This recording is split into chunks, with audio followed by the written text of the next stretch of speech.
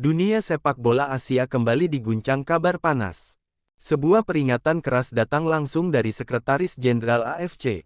Sasarannya bukan sembarang federasi, melainkan FAM, Federasi Sepak Bola. Peringatan ini sontak membuat publik Asia Tenggara terkejut.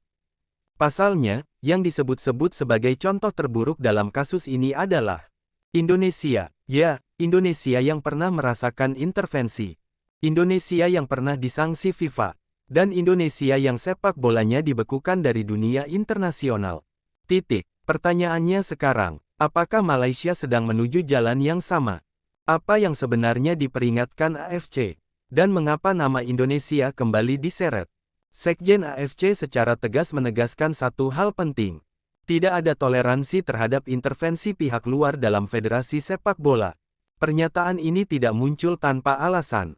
Dalam beberapa bulan terakhir, AFC menerima laporan terkait dugaan campur tangan pihak eksternal di tubuh FAM. Sekjen AFC menegaskan, FIFA dan AFC tidak memandang negara. Tidak peduli besar atau kecil. Tidak peduli sejarah atau prestasi. Jika terbukti melanggar statuta FIFA, sanksi bisa dijatuhkan kapan saja. Dan yang paling mengejutkan, Sekjen AFC menyebut Indonesia sebagai contoh nyata. Kita kembali ke masa kelam sepak bola Indonesia. Tahun-tahun di mana timnas dilarang bertanding, klub Indonesia dicoret dari kompetisi Asia, pemain kehilangan masa depan, semua bermula dari intervensi pemerintah terhadap PSSI. FIFA menganggap federasi tidak independen, keputusan sepak bola dipengaruhi kekuasaan. Statuta FIFA dilanggar, akibatnya Indonesia disanksi total.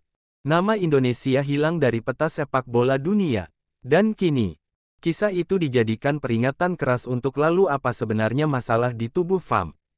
Beberapa isu yang mencuat, tekanan politik terhadap federasi, konflik internal kepengurusan, campur tangan pihak di luar struktur sepak bola, polemik pendanaan dan pengangkatan pejabat. AFC menilai, jika konflik ini tidak diselesaikan secara independen, maka Malaysia berpotensi melanggar statuta FIFA pasal 14 dan 19. Pasal yang sama, yang dulu menjerat Indonesia, media Malaysia pun langsung bereaksi keras. Beberapa headline menyebut, ancaman FIFA nyata, FAM di ujung tanduk. Jangan ulangi kesalahan Indonesia, namun sebagian media lain justru menyangkal, menyebut AFC berlebihan, menganggap Malaysia aman. Tapi satu hal pasti, nama Indonesia kembali jadi bayang-bayang menakutkan. Mari kita bandingkan, Indonesia, dulu. Konflik federasi vs pemerintah. Kompetisi kacau, dualisme, intervensi nyata. Malaysia, sekarang. Konflik internal federasi, tekanan eksternal, polemik kepemimpinan. Ancaman intervensi, kesamaannya, arah masalahnya mirip. Bedanya, Malaysia masih punya kesempatan memperbaiki diri. Jika sanksi benar-benar dijatuhkan, maka dampaknya akan sangat besar. Timnas Malaysia dilarang bertanding. Klub Malaysia dicoret dari AFC. Ranking FIFA anjlok, pemain muda kehilangan panggung. Sponsor hengkang, dan yang paling berat, sepak bola Malaysia bisa mundur 10 tahun ke belakang. Indonesia memang pernah jatuh, tapi Indonesia juga bangkit.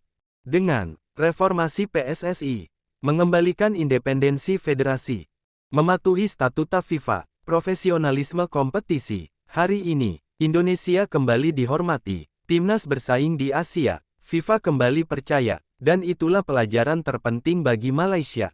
Peringatan Sekjen AFC bukan ancaman kosong. Ini adalah alarm keras. Malaysia masih punya waktu, masih punya pilihan. Apakah akan belajar dari kesalahan Indonesia? Atau justru mengulang sejarah yang sama? Satu hal yang pasti, FIFA tidak pernah main-main.